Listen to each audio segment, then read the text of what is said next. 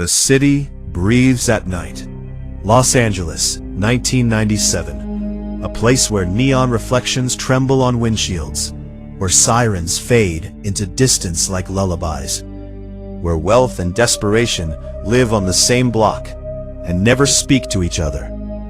Highways coil like illuminated veins, parking lots stretch like quiet deserts, and somewhere in that endless grid, armored trucks move slowly, methodically, like steel-clad turtles carrying the pulse of the economy inside them. People glance at them without thinking. Just another vehicle, just another day. But to certain eyes, those trucks gleam like treasure ships crossing predictable waters. Hello, friends.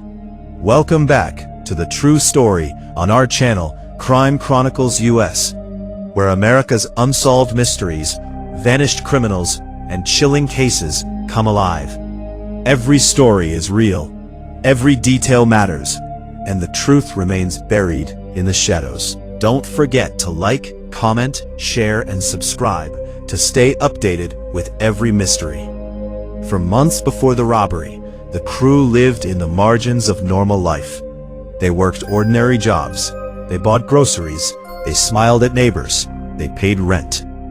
And beneath that harmless routine, they built a secret architecture of observation. Every morning, one of them would sit in a parked car with a coffee growing cold in his hands, eyes fixed on the same intersection. Another would walk a dog that didn't need walking, counting how many seconds the Dunbar truck took to pull into a bank lot. Another pretended to read a newspaper on a bench, marking guard movements in his memory instead of the headlines on the page. They weren't adrenaline junkies. They were engineers of crime. They knew that chaos was the enemy. Precision was the god. They memorized shift changes. They learned which guard always lit a cigarette before stepping out. They discovered which route had the least police presence at which hour.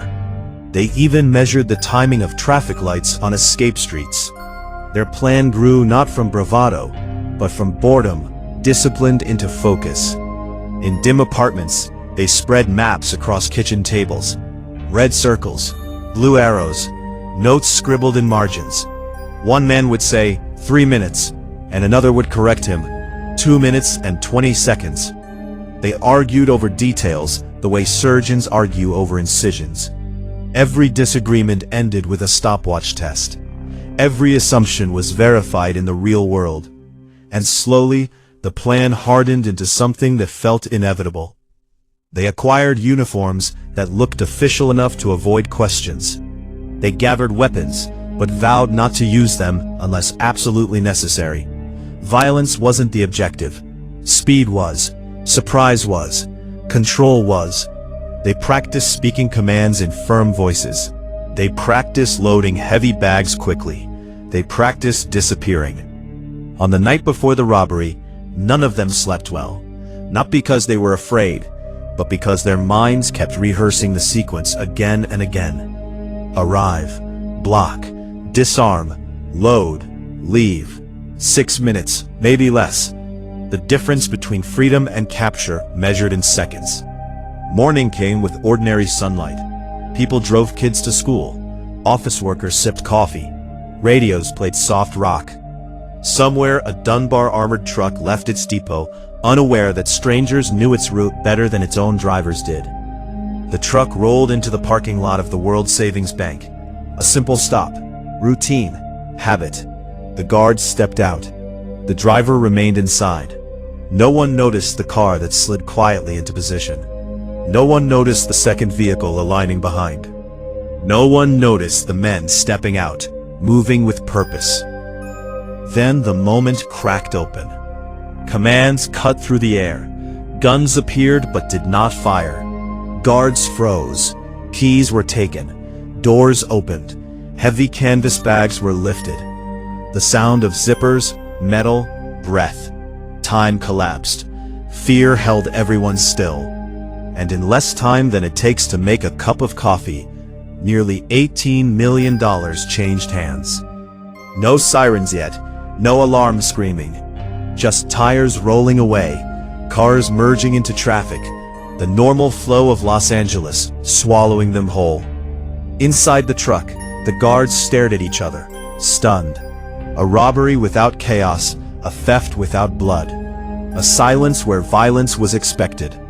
And when they finally called it in, the city's machinery of pursuit roared to life, too late to catch the ghosts, already dissolving into concrete and sunlight. Police cars raced, helicopters lifted, roadblocks formed. But the crew had planned this too.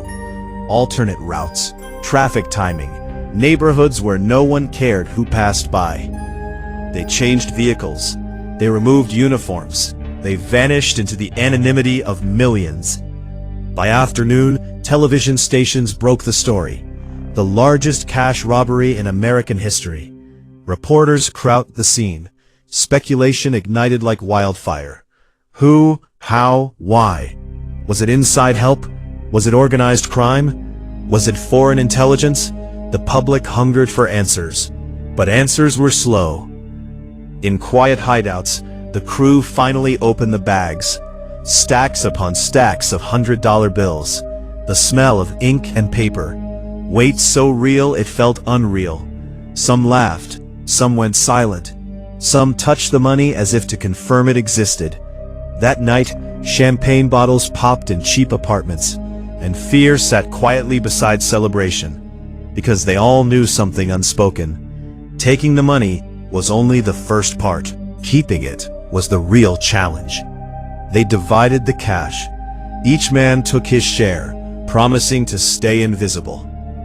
No flashy cars, no sudden mansions, no sudden disappearances.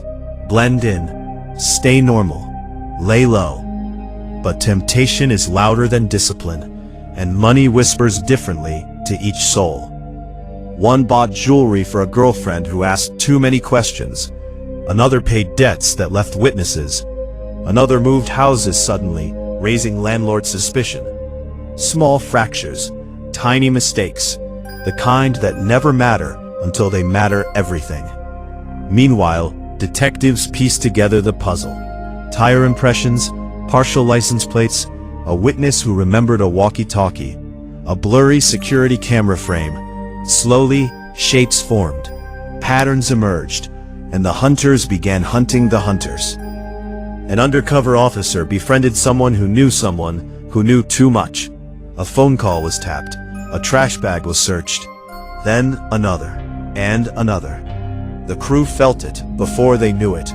Strange cars parked nearby, strange clicks on phones, the sensation of being watched. Paranoia replaced confidence. Trust eroded. Accusations whispered behind closed doors. The perfect crime was no longer perfect. It was fraying at every seam.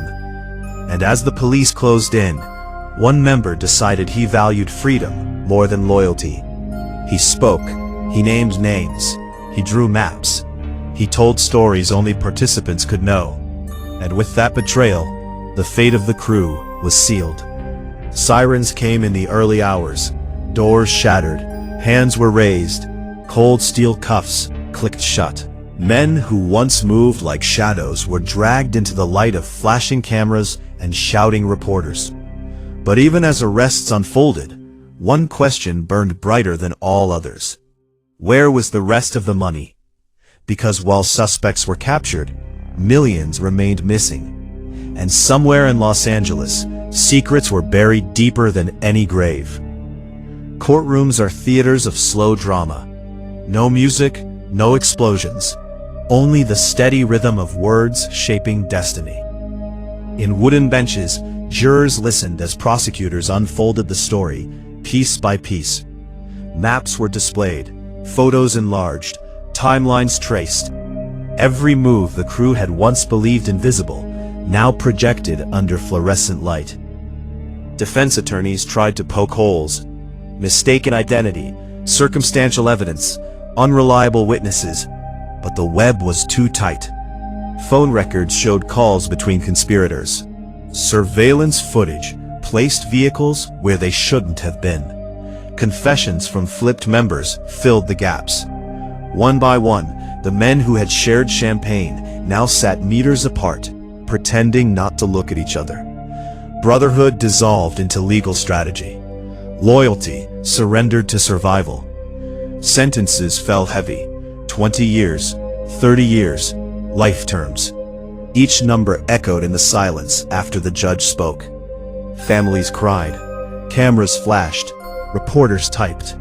And just like that, the architects of the largest cash robbery in American history were folded into the American prison system. Another set of names on long lists. But the story didn't die in that courtroom. It simply changed form. Investigators kept chasing the missing money. They followed tips from informants, dug in desert locations, opened storage units, tore open walls. Every so often, a buried bag surfaced, molded, decayed, still packed with bills. Proof that the robbery was not just history, it was still physically present in the soil of California. Some of the money was recovered. Not all, not even most. The rest slipped away into purchases made quietly, through relatives, through false identities, through slow laundering. Cash melted into the economy it once defied, invisible again. And in the years that followed, the Dunbar robbery became legend. Police academies studied it. Criminal forums whispered about it. Documentaries retold it. The story passed from truth into mythology. Some said there was still a fortune hidden in a desert valley. Some claimed a dead crew member took his secret to the grave. Some insisted a map existed, waiting to be found. No one knew for sure, but uncertainty gave the story immortality. The guards who lived it, the memories stayed sharp. For the investigators, pride mixed with frustration. For the robbers, sitting in cells, nights stretched long, with thoughts of what might have been. And Los Angeles kept moving. New armored trucks rolled through sunlit streets. New guards stepped out, carrying bags. New drivers checked mirrors. Life continued. The system repaired itself. But somewhere in the collective mind of the city, a quiet awareness remained. That even the most ordinary moment can hide a masterpiece of planning. That silence can be more powerful than gunfire. That intelligence can be as dangerous as violence. And that every perfect plan is only perfect until a human error cracks it open. So when you see an armored truck now, rumbling across asphalt under the California sun, remember that once, in 1997, a group of men believed they had conquered time, motion, and chance. For a brief moment, they did.